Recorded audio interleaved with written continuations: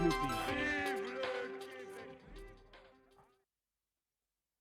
Bonjour à toutes et à tous, je suis vraiment heureuse de vous retrouver aujourd'hui pour traiter d'un sujet plus léger qu'à l'habitué, tout en restant dans le thème de l'actualité internationale.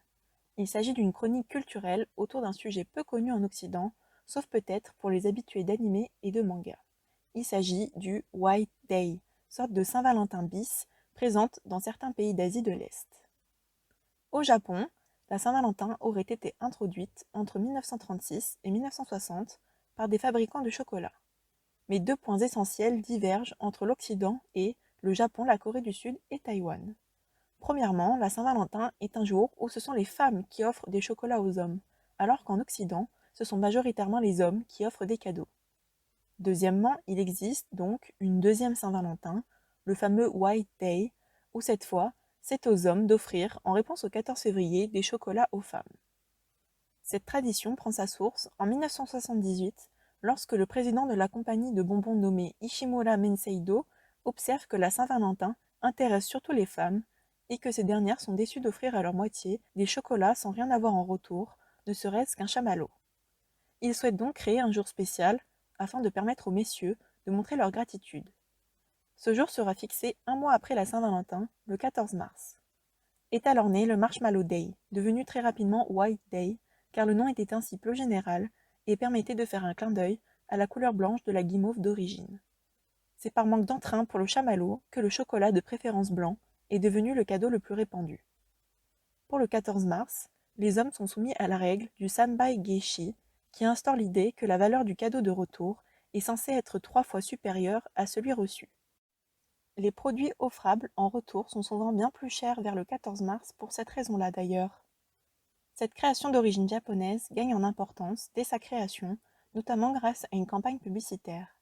Et c'est ainsi qu'elle s'est répandue en Corée du Sud et à Taïwan. Lors du 14 février, les femmes offrent alors différents types de chocolat. Nous avons les on-made choco, ce qui signifie chocolat du favori, qui sont dédiés au mari, petit ami ou futur petit ami.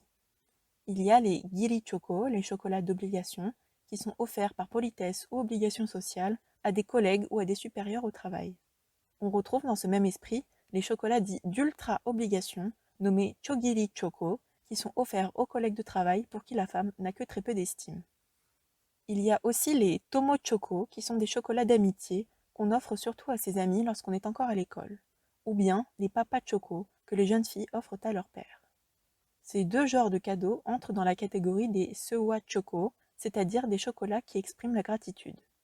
Si vous en avez envie, vous pouvez même vous offrir des jibun choco, littéralement des chocolats pour soi. Il existe aussi des gyaku choco, des chocolats dits inversés, que les hommes offrent aux femmes le 14 février. Le fabricant de chocolat Morinaga et compagnie a dit avoir observé une hausse d'achat depuis 2008 de ces chocolats. Cela s'expliquerait par un souhait des Japonais de fêter la Saint-Valentin à l'occidental et de montrer de la gratitude envers les femmes sans les faire attendre un mois. Malgré tout, l'Institut Kinenbi Culture Laboratory explique quant à lui que de moins en moins de femmes offrent des chocolats le 14 février, surtout les on-made choco, car cela est devenu une sorte d'obligation fastidieuse. Cela entraîne de façon logique une baisse d'achat lors du White Day, d'autant plus que, comme on vient de le dire, le chocolat inversé gagne en popularité. Je ne pouvais pas conclure ma chronique sans adresser un mot à nos amis célibataires. Du coup, sachez qu'il existe le Black Day, un événement qui a lieu le 14 avril en Corée du Sud et au Japon, et qui célèbre, quant à lui, les célibataires. Je vous remercie de m'avoir écouté, j'espère comme toujours que vous avez pu en apprendre un peu plus sur le monde qui vous entoure. On se retrouve très vite pour une prochaine chronique. À bientôt.